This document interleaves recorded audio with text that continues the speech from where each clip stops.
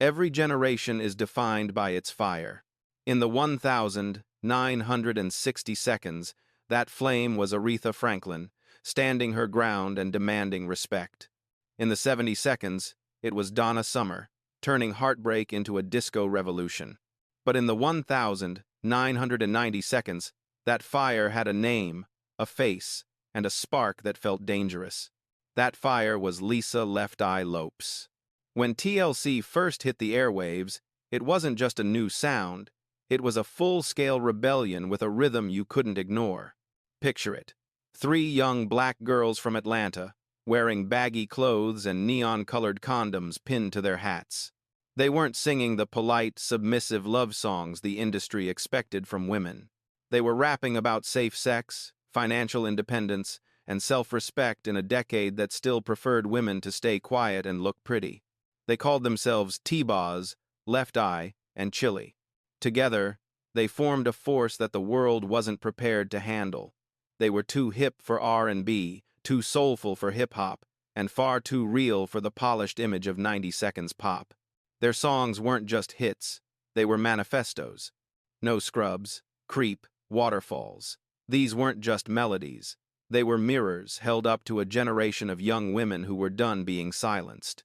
But at the dead center of that cultural storm behind the 4 Grammy Awards, the magazine covers, and the 65 million records sold, was a woman carrying a specific kind of internal chaos. Lisa Lopes wasn't just the voice of the rebellion. Lisa Lopes was the rebellion. To the public, she was the wild one, the unpredictable, magnetic, and often volatile genius who made TLC dangerous. To the industry, she was a liability. But to those who look at the investigative record, she was a girl from Philadelphia with a fractured home, a soldier's daughter with bruises that didn't always show on the surface. She grew up learning the hard way that music was the only place where pain could be made to sound beautiful. Her friends called her Left Eye because of a distinct sparkle in her gaze, different, divine, and perhaps a little bit frightening. But it wasn't just her eye that saw things differently. It was her entire soul. She saw the strings that the record labels used to pull their puppets, and she chose to cut them. She saw the fire coming for her life, and instead of running, she decided to walk right into it. Lisa's story doesn't begin with the fame, the money, or the platinum plaques. It begins in the heat of the flame. Because every legend starts as a spark, and as our investigation will reveal, some flames burn with an intensity that the human body simply wasn't designed to contain. Tonight, we peel back the layers of the Left Eye persona to find the woman underneath. We're going back to the beginning, to the fear, the fists, and the North Philly closets where a young Lisa Lopes first learned how to turn silence into a roar. The investigation into the eye of the storm begins now. Before the bright lights and the platinum records, there was a little girl sitting at an old piano in North Philly, teaching herself melodies that no one else could hear. Her name was Lisa Nicole Lopes, born the 27th of May, 1971. In the investigative record of her life, she is the classic eldest child, the one who carries the weight of the family's secrets on her small shoulders. Her father, Ronald Lopes, was a U.S. Front Army Staff Sergeant. He was a man of extreme discipline, a man who was proud, talented, and as the files would later show, fundamentally broken inside. Her mother, Wanda, was the soft voice in the house, the one trying to hold the storm together while the walls shook. Their home was defined by 2 things that would dictate the rest of Lisa's life: music and fear. Ronald Lopes played in the Army band, and he demanded nothing short of perfection from his children. But when the uniform came off, the man who walked through the front door was a different kind of drummer. He ruled the household with his fists, not rhythm. The record shows a pattern of trauma that many fans never knew. Ronald would line the kids up for inspection as if they were recruits. He forced them to practice their instruments for hours, and when they missed a single note or faltered in their focus, they paid for it in physical pain. Lisa loved her father and feared him in equal measure. He was the first man who ever made her feel small, yet he was also the man who gave her the gift that would eventually save her life: music. By age 5, she could play the piano by ear. By 6, she was writing her own lyrics. But by 7, The soldier's discipline took a darker turn. Her father would give her tiny sips of beer poison disguised as bonding, initiating a complicated relationship with alcohol that would haunt her adult years. When the violence between her parents escalated, Lisa's survival instinct kicked in. She would take her younger brother and sister, lead them into a dark closet, and hum lullabies to drown out the sound of their mother's screams. In those moments, music wasn't just a hobby, it was armor. It was the only thing in the world she could control when her world felt like it was collapsing. By the time she was 13, the record shows Lisa had already run away from home multiple times. She was a nomad in her own city, constantly seeking refuge at her grandmother's house, a place filled with gospel records, peace, and unconditional love. It was there, amidst the smell of home cooking and the sound of church hymns, that Lisa realized her dreams were far too large for the narrow streets of Philadelphia. She didn't just want safety. She wanted to be seen by a world that didn't hit back. At 17, with nothing but a worn suitcase and the dangerous spark of a survivor, Lisa kissed her grandmother goodbye and left Philadelphia for good. Her destination was Atlanta, a city that was quickly becoming the Motown of the South. She didn't have a plan, and she certainly didn't have money, but she possessed an iron will forged in the fires of her father's rage. When she arrived in Atlanta, fate intervened in the form of Rico Wade, a producer for the legendary Organized Noise. He saw past the tiny frame and the quiet exterior to the lightning bolt underneath.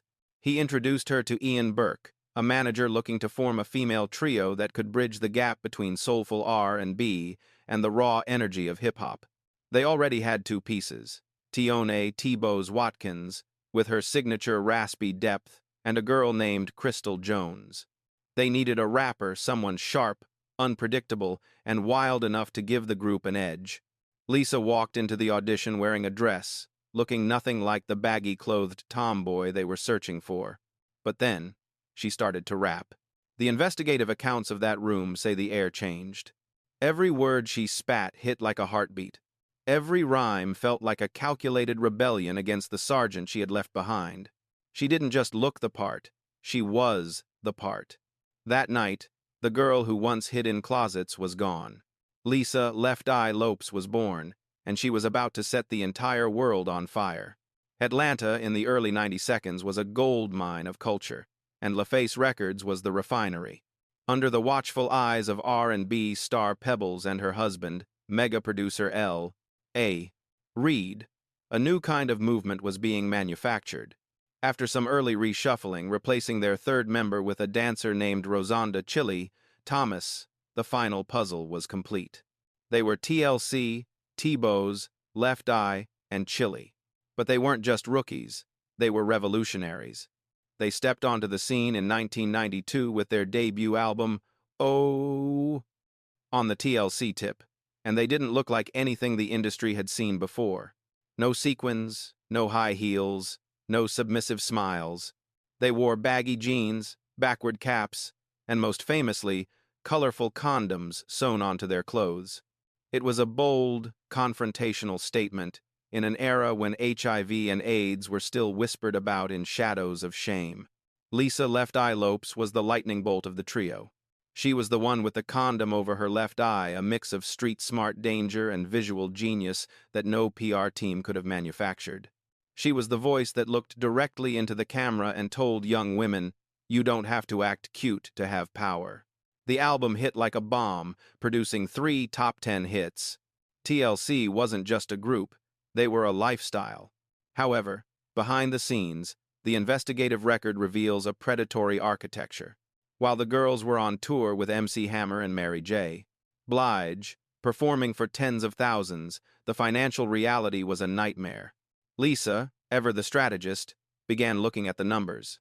She realized that despite their multi-platinum success, they were essentially working-class celebrities. The contract they had signed with Pebbles' production company, Pebitone, was a masterclass in industry exploitation.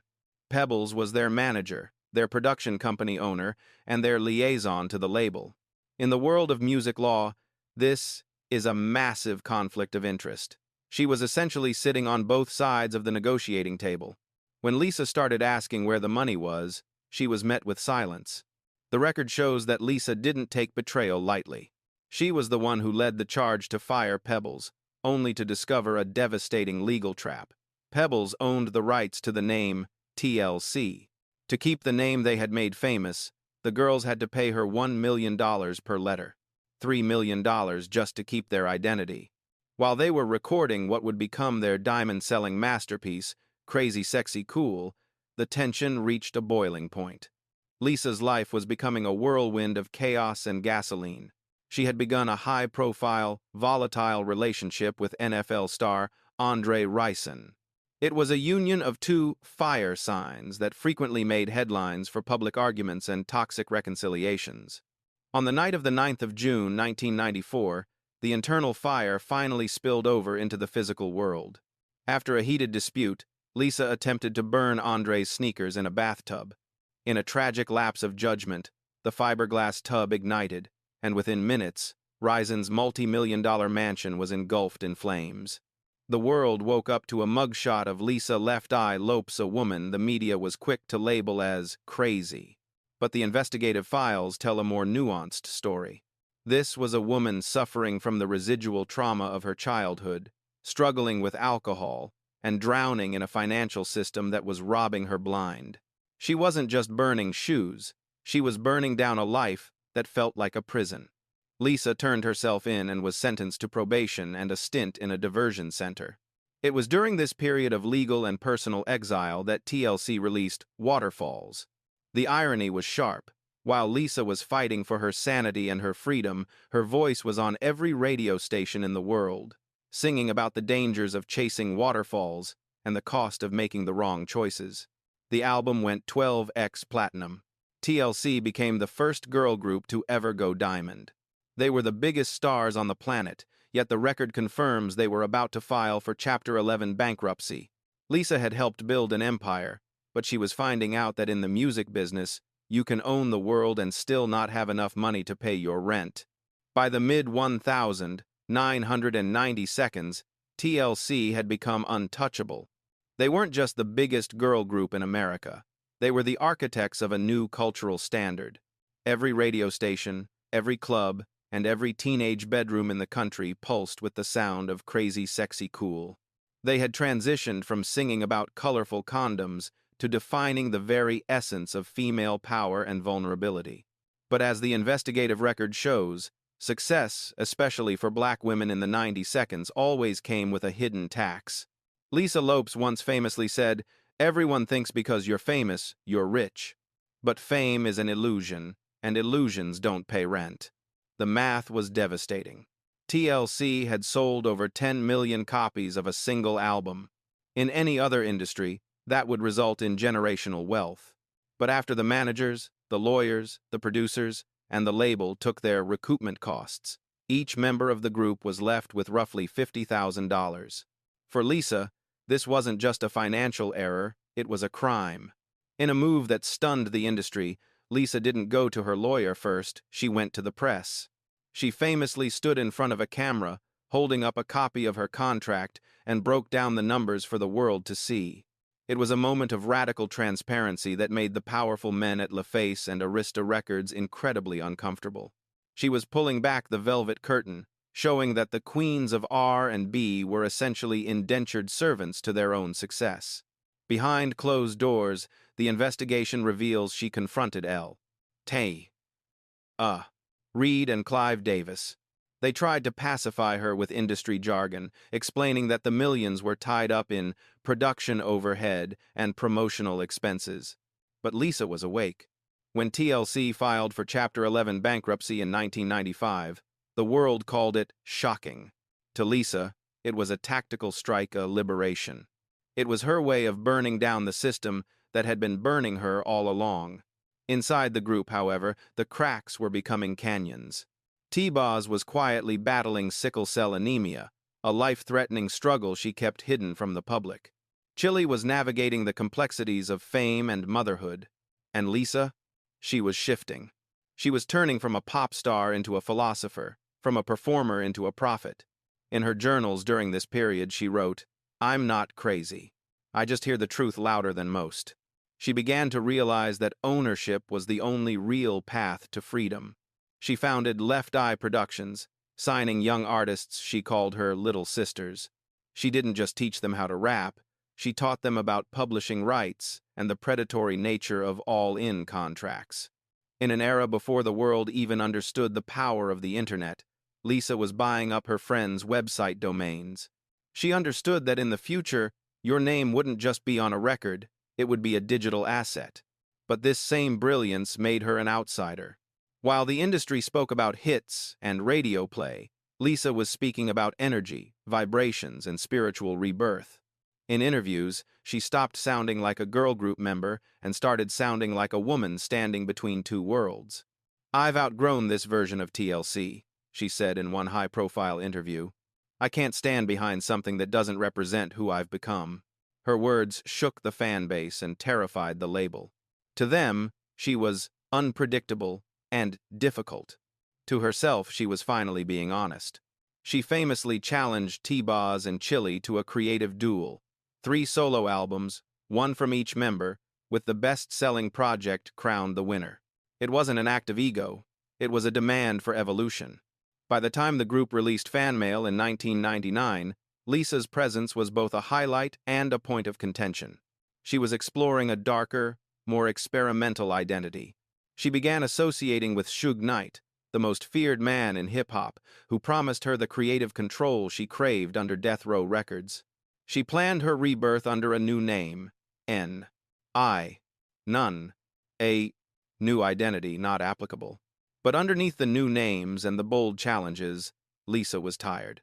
She was tired of being the strong one, the wild one, and the crazy one. She had burned through fame, money, and toxic love, and what was left wasn't destruction, it was an awakening. Lisa Lopes was done fighting the industry. She was about to go into the jungle to fight for her soul. By the early 2000s, the Lisa Lopes that the world knew was beginning to evaporate. The wild one who burned down a mansion and the rapper who wore condoms as accessories had been replaced by a woman searching for something the Western world simply couldn't offer. She wasn't chasing a new hit single or a better contract. She was chasing a new soul. The investigative record shows a radical, almost clinical shift in her behavior. Lisa began fasting for weeks at a time, studying ancient spiritual texts, and speaking of the human body not as flesh, but as a temple of frequency and vibration. Her peers and the media called it a phase or another crazy outburst. But for Lisa, it was a desperate, calculated attempt to heal the child who had been wounded by her father's fists and the woman who had been bruised by the industry's greed. She became a devoted disciple of Dr. Sebi, a Honduran herbalist who claimed to cure chronic diseases through natural alkaline diets and herbal cleanses. To Lisa, Sebi wasn't just a healer, he was a lifeline to a version of herself that wasn't broken. In March 2002, she packed her bags, left the poisonous noise of Los Angeles behind, and flew to the village of Usha'a remote healing compound hidden in the jungle of Honduras. There, surrounded by the crushing silence of the mountains, Lisa underwent a grueling 30-day fast, consuming only specialized herbs, fruit, and mineral water. But as we look closer at her final journals and the raw footage she recorded for her documentary, The Last Days of Left Eye, we find a recurring, haunting theme: the shadow. Lisa wasn't alone in the jungle. She wrote extensively about a spirit shadowing her, a presence she couldn't explain but felt with every fiber of her being. She became convinced that death was no longer an abstract concept, but a physical entity following her, moving through the Honduran trees like a patient predator. Then came the event that turned her spiritual intuition into a terrifying reality. While traveling in a van driven by one of her assistants, a young boy suddenly darted into the road. Despite their efforts to swerve, the boy was struck.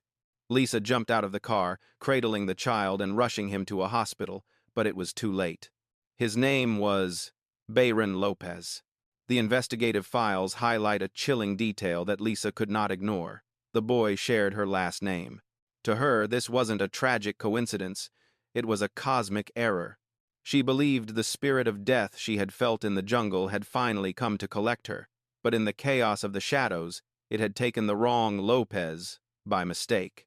She paid for the boy's funeral and stayed with his grieving family, but she was never the same. She felt she was living on borrowed time, that the debt was still owed. Yet, strangely, the record shows she wasn't afraid.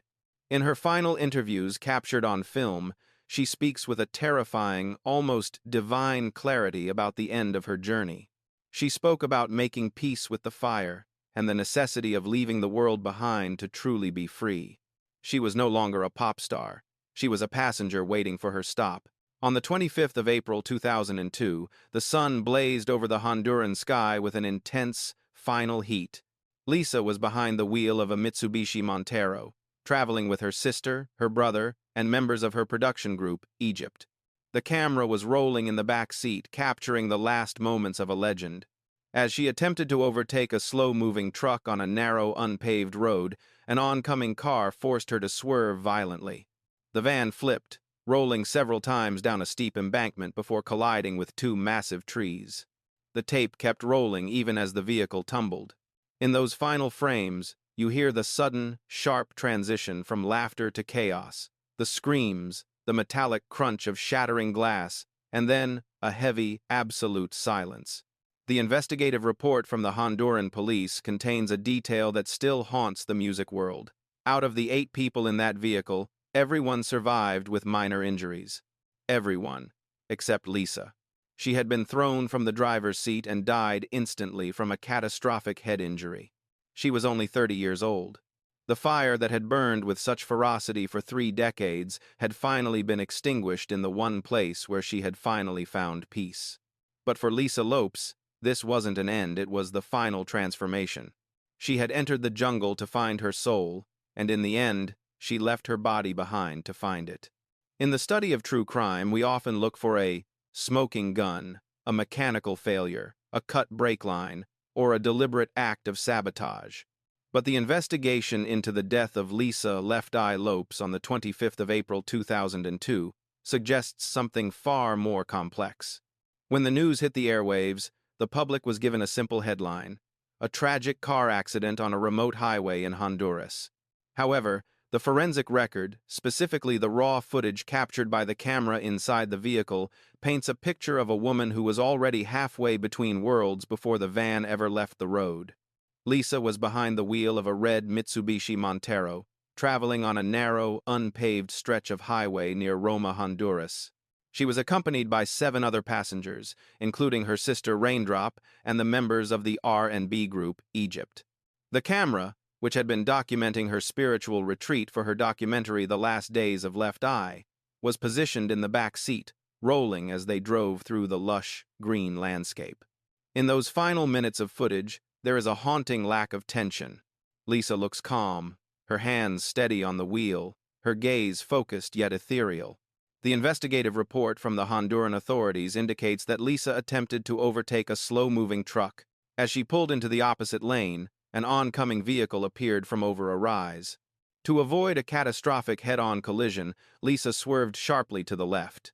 But the high center of gravity of the Montero, combined with the loose gravel and the sudden, aggressive steering input, created what investigators call a tripping effect. The tires dug into the soft shoulder, and the vehicle began to roll violently.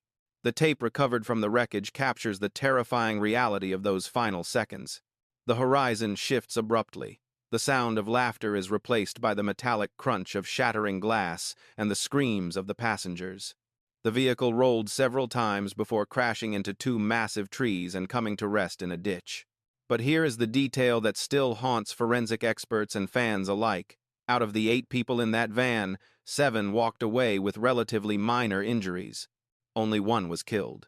Lisa had been thrown from the driver's seat, suffering a catastrophic head injury that ended her life instantly. She was just 30 years old. The silence that followed the crash in the Honduran jungle was deafening. When her body was returned to the United States, the funeral in Atlanta was a state affair. Thousands of fans lined the streets, and her white casket was carried by her TLC sisters, T-Boz and Chili. But the real investigation didn't end with the burial. It shifted back to the footage she had been filming in those final days. When the documentary was finally released, it revealed a woman who had spent her final weeks effectively predicting her own departure. She had spoken about the boy, Bayron Lopez, who had died in her arms just weeks prior. She had spoken about the shadow following her through the trees. Forensics can explain the physics of a rollover and the impact of a skull against a tree, but they cannot explain the chilling accuracy of her premonitions. To Lisa, the crash wasn't an accident. It was the fire, finally claiming the spark it had lent her 3 decades earlier. In the aftermath, TLC made a decision that solidified her legend. They never replaced her. For the last 2 decades, whenever they take the stage, they leave a physical gap where Lisa would have stood. They perform with her rap verses playing over the speakers, her image flickering on the massive LED screens, and her microphone stand glowing in a soft, ethereal blue light. They understood that you don't replace a lightning bolt. You just remember the flash it left across the sky. Lisa Left Eye Lopes didn't just die on a road in Honduras. She transformed. She became the fire she had always played with. In the years since that Mitsubishi Montero came to rest on a dusty Honduran road, Lisa Left Eye Lopes has never truly left us. Her physical form may have been laid to rest in a white casket in Atlanta, but her energy, that fierce, chaotic, and radiant light, still moves through the veins of modern music like a high-voltage current. As we close this investigative file, we realize that Lisa wasn't just a pop star who died too young. She was a cultural architect who built a skyscraper of rebellion that still stands today. TLC made a decision that would define the ethics of the music industry. They never sought a replacement. They understood that the left eye wasn't a position to be filled. It was a soul that couldn't be duplicated. For over 20 years, T-Boz and Chili have carried her photo on tour, leaving her microphone stand glowing in a soft, ethereal blue light during every performance. When the beat for Waterfalls drops, the crowd doesn't just hear a recording, they offer a collective prayer. They sing her verse, a verse about choices and consequences, not as a memory of the past, but as a guide for the future. The investigative record of her impact shows that Lisa didn't just rap, she redefined what it meant to be fearless.